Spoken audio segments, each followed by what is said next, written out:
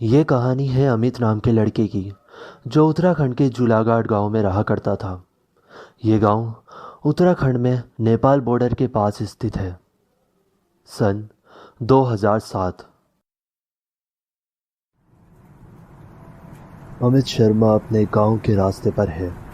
बारिश बहुत तेज है और उसके हाथ स्टीयरिंग व्हील पर मजबूती से पकड़े हुए हैं। अमित के चेहरे पर थकान और इंतज़ार की मिलती जुलती भावना है।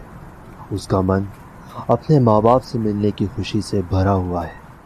बस कुछ देर और उसके बाद वो माँ के हाथों की गर्मा गर्म रोटियां और पापा के साथ वो बातें।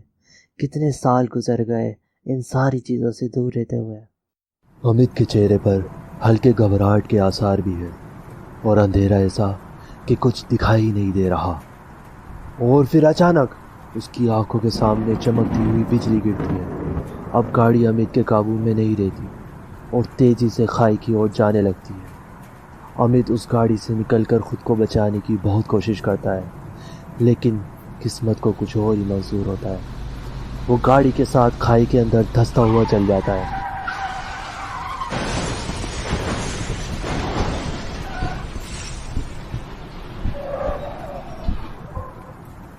और आखिर में उसकी आंखों में हमेशा के लिए अंधेरा छा जाता है। अमित शर्मा एक मेहनती लड़का जिसे उसके घर वाले अपना सब कुछ मानते हैं। अपनी पढ़ाई पूरी करने के बाद अब वो अपनी जिंदगी के नए रास्ते पर चलने को तैयार था। लंबा कद, निखरे चेहरे के साथ हमेशा एक मस्काती मुस्कान उसके होठों पर रहा करती थी। लेकिन उसके मन में अपने माँ बाप की उम्मीदों पर खड़ा उतरने का एक दांव हमेशा चलता रहता था। सुबह के करीब 10 बज रहे होते हैं। एक कार गांव के एक आंगन में रुकती है। एक पुलिस ऑफिसर हाथ में एक छोटी सी फाइल और फोन लिए अमित के घर की तरफ बढ़ता है। घर के बाहर अमित के पिताजी रमेश शर्मा आंगन में बैठे हुए होते हैं। क्या ये लड़का इसी घर में रहता है? जी, मेरा बेटा है साहब। क्या बात है? पुलिस ऑफिसर उनके हाथ में अमित का फोन और उसके कागजात थमा देता है। रमेश का चेहरा पहले ही पल में जद पड़ जाता है। इसका एक्सीडेंट हो गया है, आप प्लीज़ हमारे साथ चलिए। उसके बाद अमित के पिता घर पर कुछ बताए बिना ही पुलिस ऑफिसर के साथ उसकी गाड़ी में बैठकर निकल जाते हैं। ऑफिसर के पूरी बात ना बताने की वजह से अमित के पिता को यह अंदाज़ा हो गया था कि उनके बेटे के साथ कोई बड़ा हादसा हुआ है।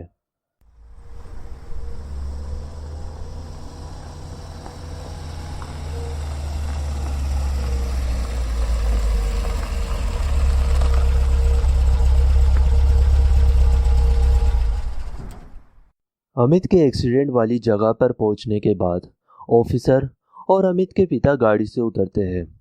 अमित के पिता भावुक होकर अपने बेटे के बारे में पूछते हैं। उनके पूछने पर पुलिस ऑफिसर अपना सर झुकाए और बिना कुछ कहे एक लाश की ओर इशारा करता है जो खून से सदी हुई एक सफ़ेद चादर में लिपटी हुई थी। यह देखने के बाद वो ऑफिसर के पैरों में गिर पड़े और रोने लगे। फिर कुछ देर बाद हिम्मत करके लाश के पास गए और चादर हटाकर अपने बेटे का चेहरा देखा तो देखते ही दहशत खा के पीछे हट गए। अमित का चेहरा सुर्ख सफ़ेद हुआ पड़ा था। आंखें काली पड़ी हुई थी, होठ नीले हो गए थे और एक गाल ऐसा था कि जैसे किसी ने नोच खाया हो। अब वो एक अजीब कश्मकश में फंस गए थे। एक तरफ उनका बेटा जो यहाँ लाश बन के लेटा हुआ था और दूसरी ओर उनके घर वाले जो उस बेटे का बेसब्री से इंतज़ार कर रहे थे। इस बात ने उन्हें बेचैन कर दिया था कि आखिर कैसे वो अपने बेटे को घर लेकर जाए, कैसे वो उसकी मौत के बारे में घर वालों को बताए। वो इस चीज़ की हिम्मत ना जुटा पाए और आखिरकार अपने बेटे को वहीं दफनाने का फैसला किया। अपने बेटे को दफन करने के बाद चेहरे पर एक झूठी मुस्कुराहट लिए वो अपने घर की ओर निकल गए और अपने साथ ऐसा कुछ न रखा जिससे घर वालों को ज़रा भी भनक पड़े।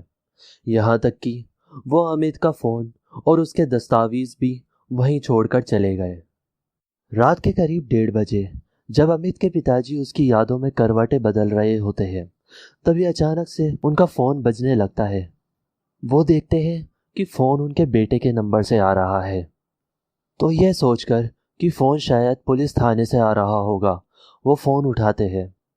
लेकिन उस तरफ से जो आवाज़ आती है, वो सुनकर तो उनके होश उड़ जाते हैं, क्योंकि वो आवाज़ किसी और की नहीं, उनके बेटे अमित की ही होती है।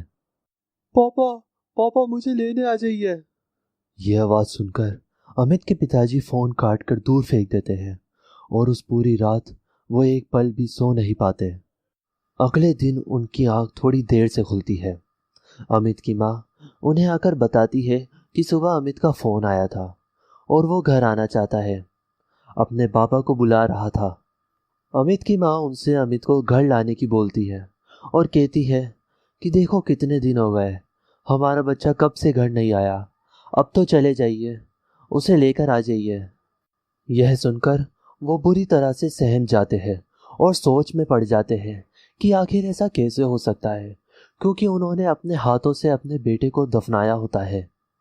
इस राज को जानने के लिए वो फिर से उस जगह के लिए निकलते हैं जहां उन्होंने अपने बेटे को दफन किया था। लेकिन वो कब्र तक जाने की हिम्मत नहीं जुटा पाते और उस जगह के पास के एक मंदिर में जाकर वहां के पंडित जी को ये सारी बातें बता देते हैं।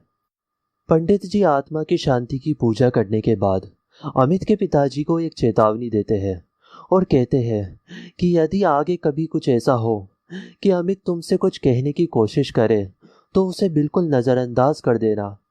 यदि तुमने उस पर ज़रा भी ध्यान दिया तो ये चीज़ तुम्हारे छोटे बेटे की जान के लिए खतरा बन सकती है।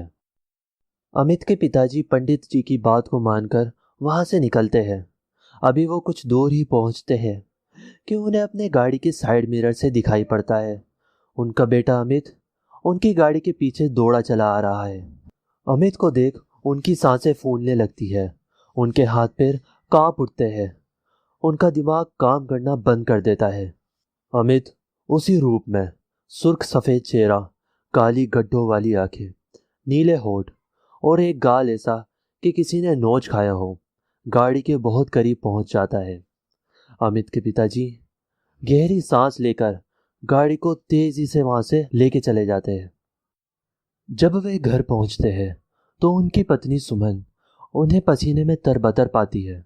वे अमित के बारे में पूछने के बाद उनसे उनके इस हाल के बारे में पूछती है, लेकिन अमित के पिताजी बिना किसी सवाल का जवाब दिए सीधे अंदर एक कमरे में जा बैठते हैं। उनके दिमाग में अब सवालों का एक तूफान उठ रहा था। अमित की पुरानी यादें, उसका अचानक सबको छोड़कर चले जाना, वो पुलिस ऑफिसर का घर आना, उनका अपने बेटे की लाश को देखना।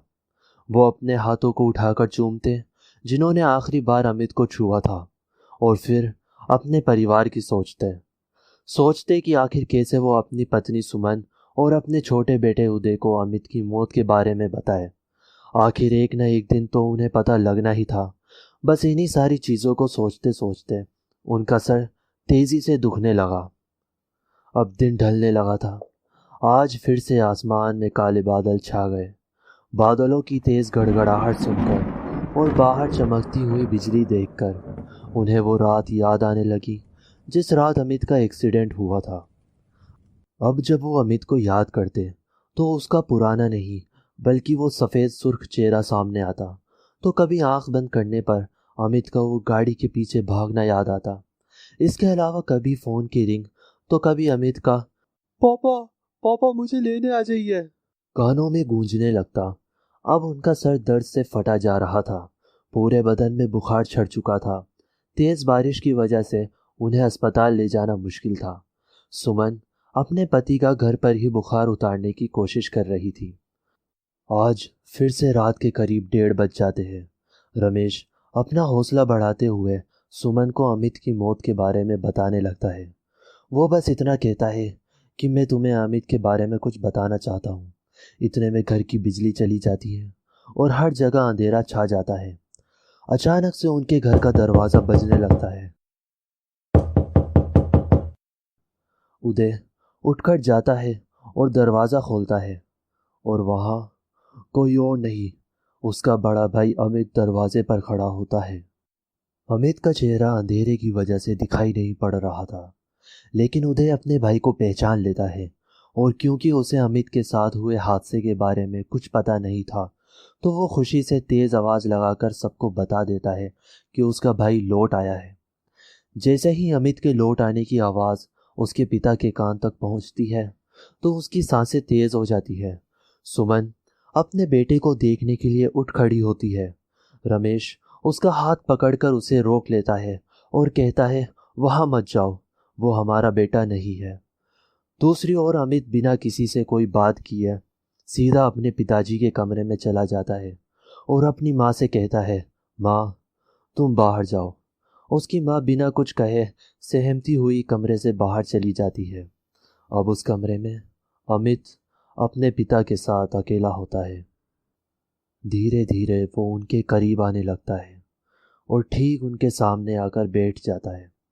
रमेश इस वक्त बस गहरी सांस ले रहा होता है। फिर अमित रोना शुरू करता है और कहता है, पापा, मैंने जब पढ़ाई पूरी कर ली थी उसके बाद से ही मैं जल्दी से घर आना चाहता था। आपको पता होने के बाद भी आप मुझे लेने क्यों नहीं आए? लेकिन फिर जब मुझसे रहा नहीं गया तो मैं घर के लिए वहां से खुद ब खुद निकल गया। पर रास्ते में मेरी गाड़ी खाई में गिर गई और मैं अपनी अधूरी इच्छा लिए वहां रात भर भटकता रहा। जब आप सुबह आए तो मुझे लगा कि आप मेरे घर जाने की इच्छा को पूरा कर देंगे, लेकिन आप भी मुझे घर नहीं लेकर आए और मुझे वहीं दफना दिया। अमित की बातें सुनकर रमेश ने डर से कपकपाते हुए कहा, बेटा बेटा मुझे उस वक्त कुछ समझ नहीं आ रहा था। मैं खुद तेरी लाश को देखकर सदमे में था। मैं करता भी तो क्या, यहाँ सब घर वाले तेरा बेसब्री से इंतजार कर रहे थे। ऐसे में कैसे इन्हें तेरी मौत के बारे में बता सकता था? मैं मजबूर था मेरे बेटे, मैं मजबूर था। मुझे माफ कर दे। उसके बाद अमित एक दहशत भरी मुस्कुराहट देते हुए कहता है, तो क्या आप जानना नहीं चाहोगे कि मैं यहाँ कैसे आया? ये वो सवाल था जो अमित के पिता के मन में ठीक 24 घंटे पहले उठा था, जब अमित के नंबर से उनके फ़ोन पर कॉल आया था। और तब से लेकर अब तक एक के बाद एक नई घटना होने की वजह से इस सवाल की बेचैनी उनके दिलो दिमाग में बढ़ती ही जा रही थी। और अब इस सवाल का जवाब खुद अमित, या शायद उसकी जिंदा लाश, उन्हें खुद देने जा रही थी। अमित बताता है कि उसे दफनाने में उसके पिता ने एक गलती कर दी थी। जब वो उसका चेहरा देखकर डर की वजह से पीछे हट गए थे, तो उसके बाद से उसका चेहरा फिर से किसी ने ढका ही नहीं और उसे ऐसे ही कब्र में उतार दिया गया। इसके अलावा जब उसे दफन करके सब चले गए, तो वहाँ फिर से बारिश शुरू हो गई थी, जिसकी वजह से उसकी कच्ची कब्र ऊपर की ओर से खुल गई और कब्र की सीमेंट के साथ उस जगह की कुछ मिट्टी उसके मुंह में चली गई। और जो सीमेंट उसके मुंह में गई वो थी अंबुजा सीमेंट, और इस सीमेंट में जान है।